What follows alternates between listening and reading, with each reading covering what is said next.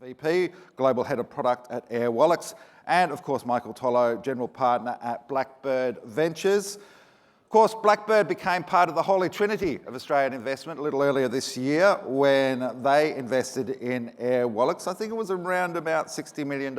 And from what I've read in the media today, congratulations on their investments and portfolio. They're doing extremely well. And of course, Airwallex was valued at $10 billion, or just under $10 billion. You can keep a little bit of the change, I suppose, Shannon, on its raise, Series F, in May this year. So please put your hands together and welcome Shannon and Michael to the stage. Over to you guys. Have a great chat.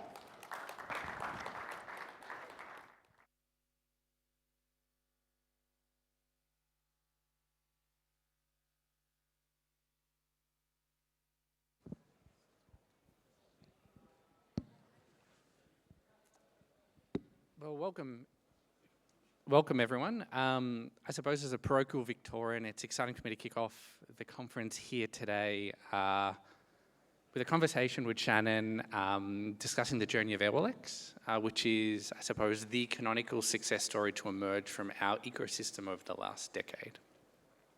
And remarkably, a decade into its life, Airwallex has remarkably had its most successful 12 months today. And we'll talk about what that means from a traction, product, and roadmap perspective over the next 30 minutes or so. But to set the scene, Shannon, it'd be great to go back to the early days, the origin story of Airwallex, and walk through a few of the most pivotal moments.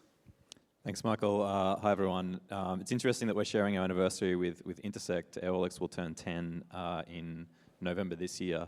But going back, actually, it was an origin here in Melbourne. Our founders, Max and Jack, actually had a coffee shop in the Docklands.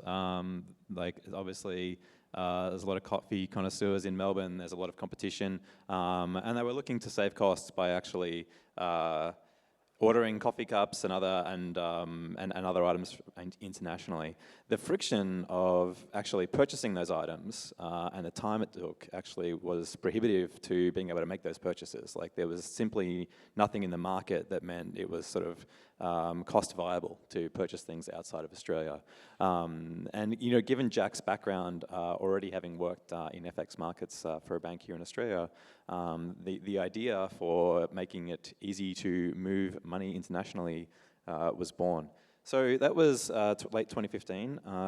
What was interesting is that Airwallex probably took a couple of years to find product market fit. They had a lot of challenges early on.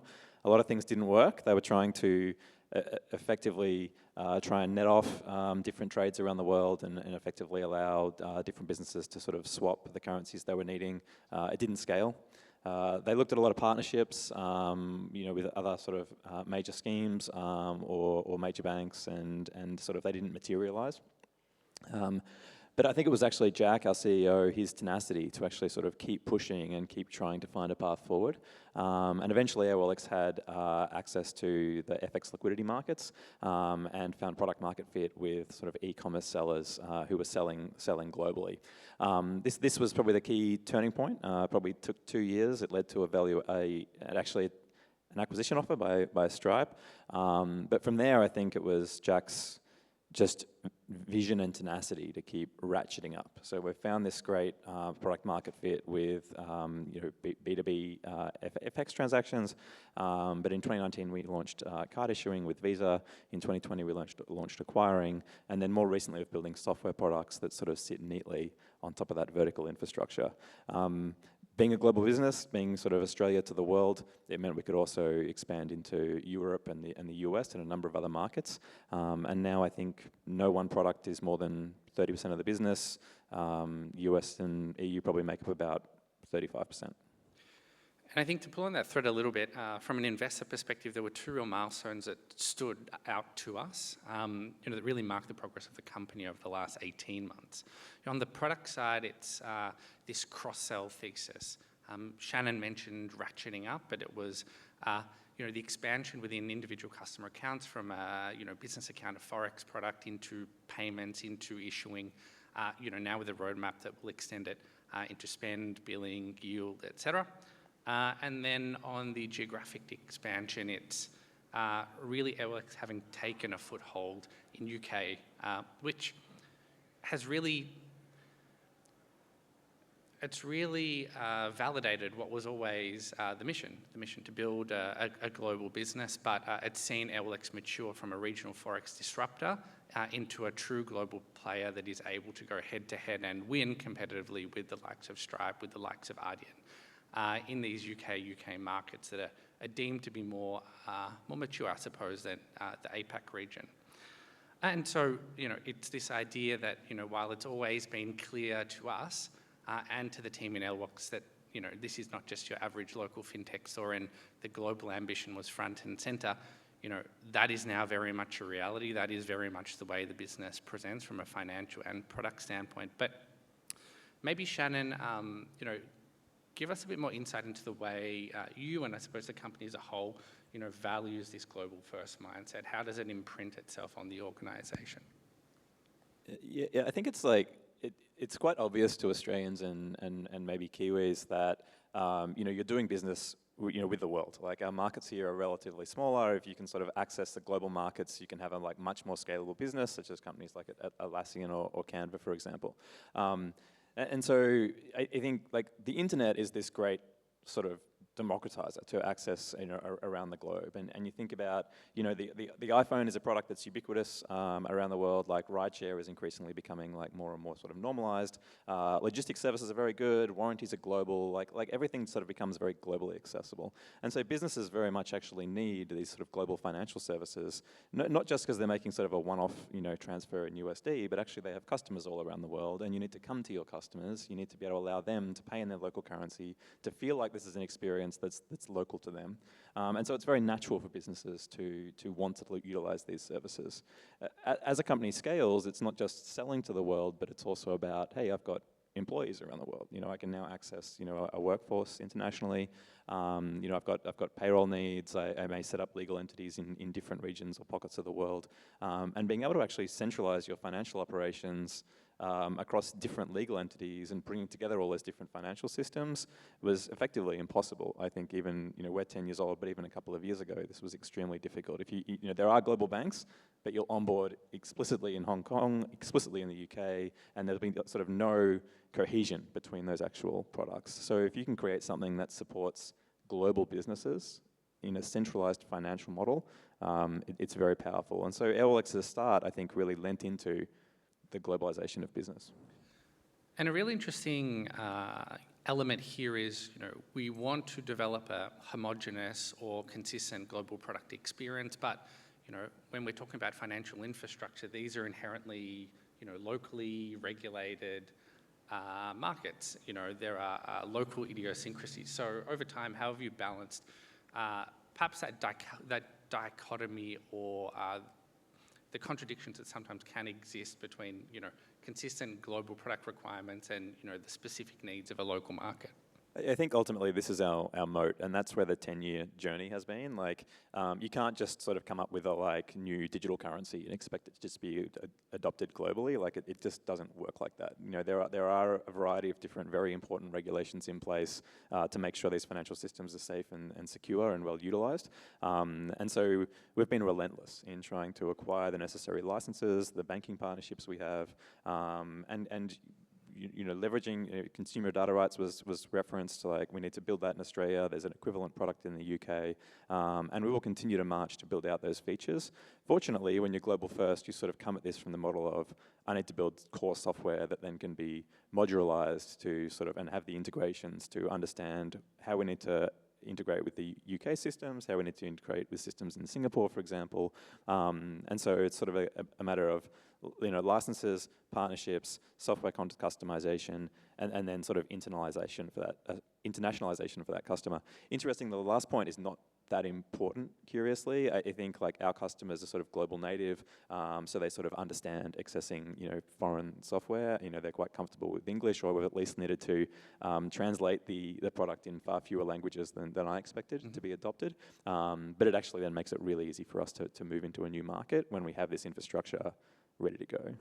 And so very much it seems like these licenses, the financial infrastructure built atop them or enabled by them, and then the software, they're individual components, all of which, I suppose, are investments for future financial innovation. And I think broadly we can wrap this up, in a single theme, which is the idea that financial infrastructure is becoming more embedded. More and more the product is a little unseen. The financial services are not the end experience. Something else is the end experience, and the financial services are enabling it. Is that kind of generally a thesis and a trend that you agree with? Yeah, absolutely. So sort of like infrastructure, like we'll continue to sort of scale that horizontally, but verticalization and introducing software into actually making that infrastructure accessible is where we're spending the majority of our time. And actually there's a lot of interesting things happening. It's far more easy to deploy software globally. It doesn't have the same regulation, and it's getting far easier to build that software with technologies like AI. But I think ultimately when you took your Uber to the conference, for example, this morning, you were just thinking about your destination. You weren't thinking about like how you were going to pay. That was something that is just sort of like under the hood. They've got your card details. You didn't even think about it. You know how much it costs. You don't have to worry. And so now when you sort of do it the old way, if you get a taxi, that sort of separate, isolated step of actually like paying at the end, you'll probably forget and like actually upset your taxi driver that you just step out of the car, for example. So all of the software is effectively just like focusing on what is the actual service you're trying to achieve, and typically not to just pay somebody, right? There's some other service that you're actually looking for. And so building the software that actually is like solving that business's problem rather than making it a separate problem to support the finances is the goal. And I suppose here, you delight Uber, you delight Waymo by allowing their service to shine. And so, the end customer of Uber or the end customer of Waymo is not necessarily selecting that service because of the, financial product experience that, they're having. And as a byproduct, I suppose, Uber or Waymo or whoever it might be that you're enabling isn't choosing you because they love the product experience per se. They're choosing you because they need it. And I suppose from the investor's perspective, we spoke about modules before, we spoke about payments, we spoke about issuing, we spoke about spend, we spoke about billing. Each of these kind of entrench stickiness in the OLX product ecosystem that I think is very rare and very attractive from an investor standpoint. It's this idea that once OLX becomes integrated, and then it becomes integrated not just across one product module, but across 3, 4, 5 product modules, it becomes so sticky, it becomes almost irreplaceable. It's this indispensable infrastructure. I think that's been a consistent theme through a lot of the diligence we did before making our investment with customers. We couldn't live without OLX. That's very good to hear. I think what's interesting for us is like those customers like if you look at these global businesses, like if we stick on rideshare, like Bolt or Uber, for example, like their customers are global. They need these services. Historically, they'd have to do an integration in every different country with a different provider. And if you can collapse that down into just one integration to make all of those services available, I think it's a no-brainer to use these services.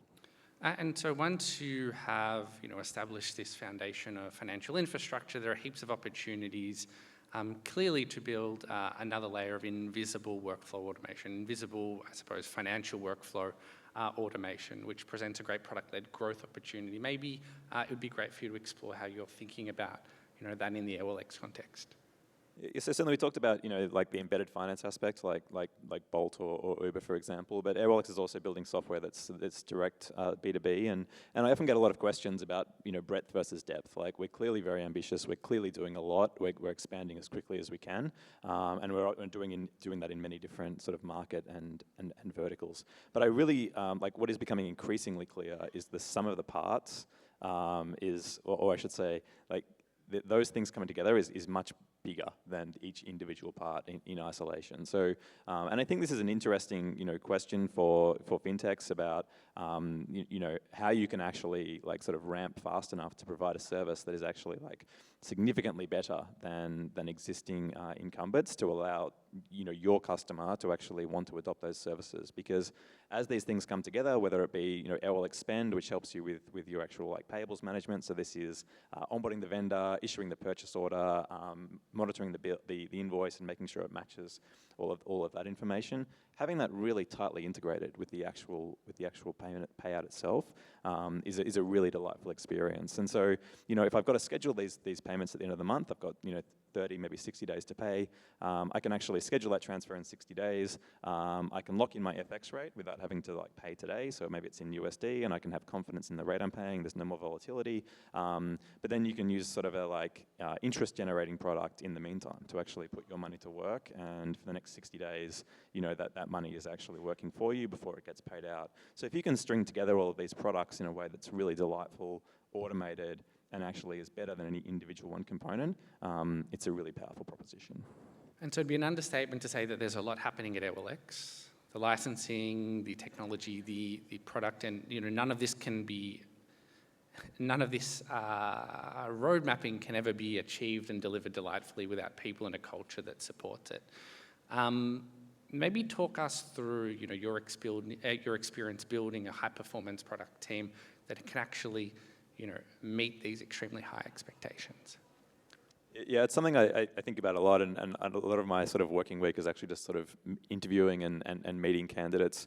It's a very ambitious culture. It's a very high velocity culture, and so I've spent a lot of time, really building and really sort of hustling to get features out the door in a way that we can do that, obviously with the right sort of compliance, risk, sort of safety considerations. Given this is a finance product, it's not a social product, for example. But I think it's refreshing for many of the people who work at AirwellX who want to be part of something. It's very important to have a culture of attracting the right people and then allowing them to really thrive and feel like they are still part of where AirwellX is going to be in 5 years from now or 10 years from now. Can I create a sort of career opportunity for them that is a magic carpet for their growth as AirwellX grows, that they can sort of get a lot out of this and the various learnings. We are a very globally distributed team. I think we founded here in Melbourne, but we now have 2,000 staff all over the world. And so, I wish we could all be in the same room, and I could just tap someone on the shoulder and solve a problem with them. But it also brings a lot of advantages. We're a global business. We need to understand our businesses around the world, and I've got a variety of different cultures and inputs contributing to a product that leverages those different experiences. And how would you say that workforce and the team cultures needed to change as the business has scaled over time? Yeah, so you get a lot of things for free when you're sort of all in the same room and everyone knows each other and you sort of understand where you're going. When I think about the infrastructure and the different software products, like for example, AirwellX Spend, or we're building a billing product which helps people with their sort of receivables and managing invoices. I'm trying to keep this company feeling like a Series B. I know we're not, but that's how I want to make it feel. And I want people to again feel like they can actually their contributions are driving the growth of this company. You're not just a cog in a much bigger machine. And so I want the bare minimum process to make sure we all understand the direction we're going and people can sort of ramp quickly. But then I want these different teams to actually feel like independent Series B companies that can actually set their own roadmaps, create their own sort of team cohesion and culture, and effectively parallelize AirwellX into sort of many high ambition, high velocity startups that allows us to sort of keep moving forward on all fronts. We'll change gear slightly and speak about the topic of the moment, AI, unsurprisingly. The reality is that once you move past a lot of the magical thinking, there are risks associated with implementing AI, in particular implementing AI in a regulated business environment. So I suppose my question to you, Shannon, is how do you leverage the benefits while ensuring that you're not compromising on reliability and compliance? And where actually should we look out for deployments of AI within the AirwellX ecosystem? Yeah, so we're not just some generative video app, just... No, not yet. Not yet. But look, there's so many, there's so many things to talk about with AI, and I think it's really only been the last couple of years that I've seen things like really ramp and accelerate. But a couple of examples that I think are just entirely risk-free, like actually, or reduce the risk for us. I think it's interesting to hear from our MPs and actually think about some of the risks associated with fintech and the financial industry. And actually, very often you're trying to understand who your customers are and what their intent is. And so the use of financial services is very heavily regulated. Certain things are like you can sell, certain things you can't. You need to go through different sort of risk profiles, and you needed to sort of to understand. From the customer, it's like, hey, tell me what you're selling, and the customer's in a hurry, and they're like, oh, we sell clothing online or something.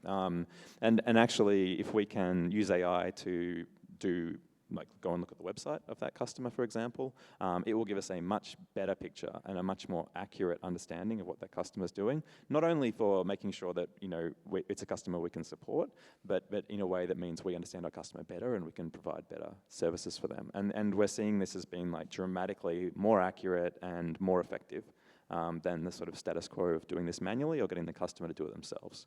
And then, of course, our customer support team and operations, we're not trying to replace them, but we can massively amplify them. So without having to sort of delegate to AI to make a decision without any sort of human oversight, you can still get multiples more efficient human input by leveraging AI with the same level of accuracy and quality.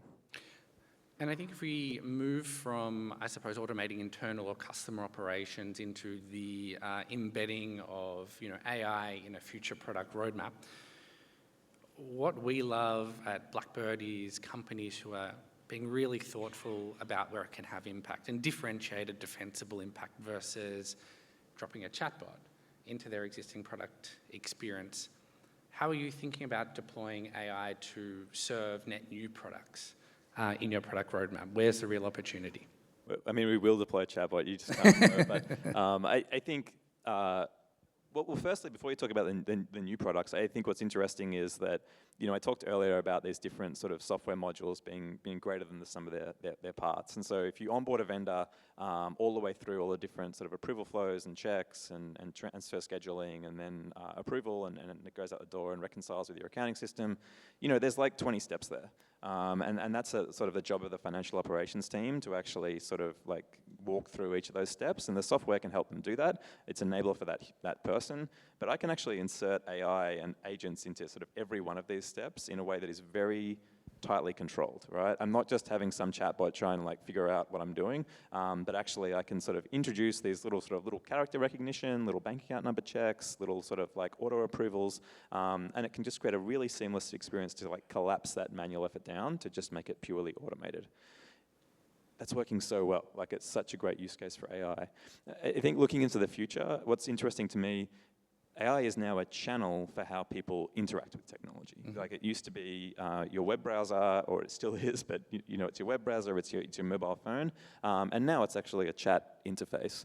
I didn't see this coming for some time, but actually it sort of makes so much sense to me. Like, people don't talk on the phone anymore. Like, if you go back to when we were kids and how you'd communicate, like, we just don't talk on the phone anymore. We just text one another. It's a very natural sort of asynchronous way to communicate, and I'm seeing that AI actually becoming chat is that channel to interacting with whatever service you're trying to achieve. Maybe it's booking your rideshare, but maybe it's like operating with your finances. And so digitalizing the CFO or the financial operations team to effectively be a channel to interacting with your finances. Hey, I need to make this payment. Hey, can you please check this invoice for me?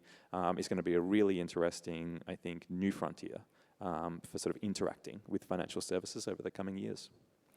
Incredible. Well, we are getting the wrap up, so thank you very much for spending the time this morning, and I might hand the mic back over to the team. Thanks, Michael. Thanks, everyone, for listening.